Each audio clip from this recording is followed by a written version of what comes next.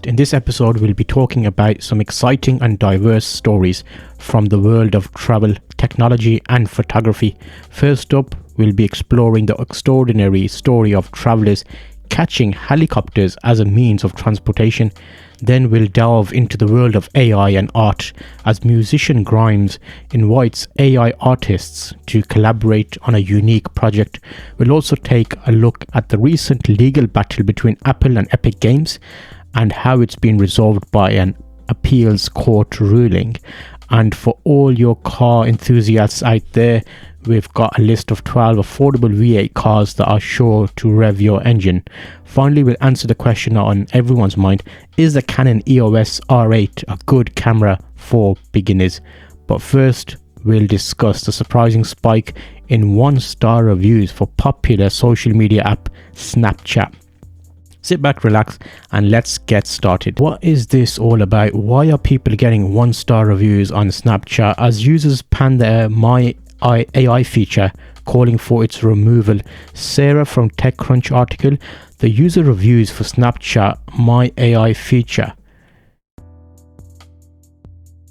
are in, well, so they basically released a new thing and they're not good apparently. Launched last week, the global new users had a look at it and they were like, you know what, mate, nah, sorry. Over the past week, Snapchat's average US App Store review was 1.7, with 75% of reviews being 1-star, according to data from app intelligence firm Sensor Tower. For comparison, across Q1 2023, the Snapchat average US App Store review was 3. Oh wow, so they've massive jump down. So what exactly is My AI? Have you used it? Have you tried it? Are you a Snapchat fiend? What do you think about this?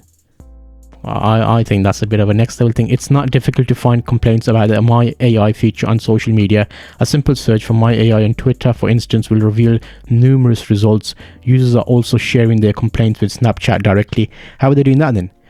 I wonder how they're gonna get in touch. That's like getting in touch with someone in TikTok, unless you've got a client manager like some lucky people have. Okay, so TechCrunch, nice attempt at that article. I like it. What do you guys think? That would be the last thing you would think about. Would you want to get a helicopter to take you to your next destination when you're traveling? Well, that's what happens. Travelers used to catch helicopters, taxis between Chicago airports, at least until government subsidies dried out and the short hop hello industry went belly up. So this is like a history look, I'm assuming. We've all been there, sitting in the back of a cab as it crawls through downtown traffic, the clock on the dash mocking you. Oh, hey, Andrew, I like the article there in Gadget, a bit of like a storytelling thing going on. Following World War II, the US government found itself with a massive surplus of military aircraft, where we're talking north of 150,000. Okay, so this is a blast of the past. Okay, interesting. Ooh. The 4 electric SVU with 544. Is that the one in the normal rear window? I like the article. Okay, I'm not gonna divulge into the next article, but would you use a chopper as a taxi if it's free? Why not, mate? Why not? So we're all hearing about this situation with all this, use my voice, AI, free music. Grimes invites AI artists to use her voice, promising 50% royalty split. So okay, so does that mean she's allowing them? But how's she gonna set up stuff like everybody using Drake's voice, just like willy-nilly? Feel free to use my voice without penalty, the artist tweeted. Will article on Engadget over there. Canadian synth pop artist Grimes says AI artists can use her voice without worrying about copyright or legal enforcement.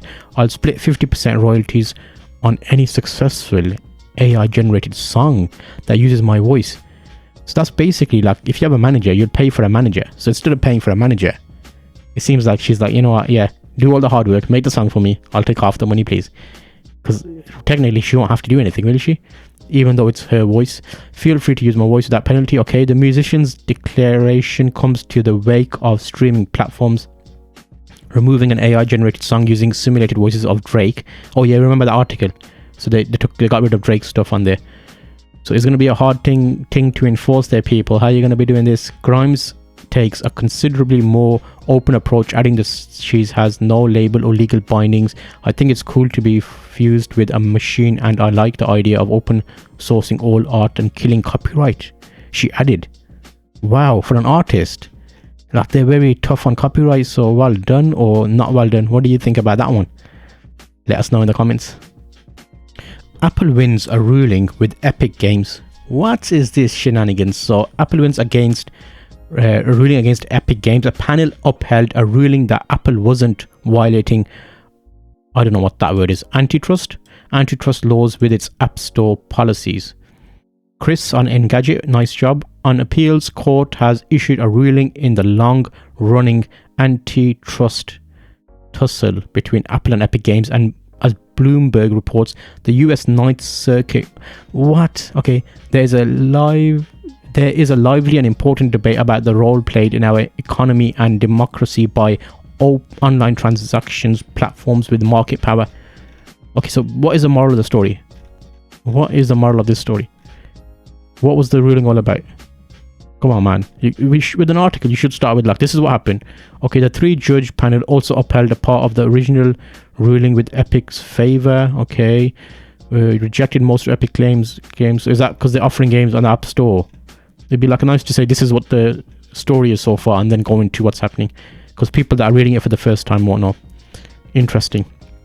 We may do a little bit more digging on that on the next episode, so keep tuned for that. I'm going to help you with 13 features if you've got the iPoop AirPods. So these are going to be a nice little option for you. These 13 features could change your life. These are the best tips for unlocking the full potential of your Apple AirPods Pro wireless. Check out the article by Patrick and Jason on CNET. Let's have a quick glance at what some of these are. So pairing the AirPods Pro takes a few seconds. Press down, press don't tap on your AirPods Pro. Single press is a pause, double press is a skip forward, triple press is a skip backward, long press switch between noise cancellation and transparency mode. I'm going to link you to the article to check out more about it, as in search for it, CNET. And how to monitor battery life. Okay, how to use active noise cancellation. Okay, so yeah, that wasn't really 12 tips, was it? Come on now. Okay, nice job, mate, nice job. What do you think? How do you use yours? Let me know in the comments. What are your top tips for your AirPods? 12 affordable V8 cars you should buy right now. What do you think about that? Everybody's doing electric, but yeah, there's some V8 cars that you need to think about. Dodge, Durango RT. Okay, that looks alright. That looks like a big SUV. Nissan Armada, $50,700. Ooh, that looks like a Land Cruiser.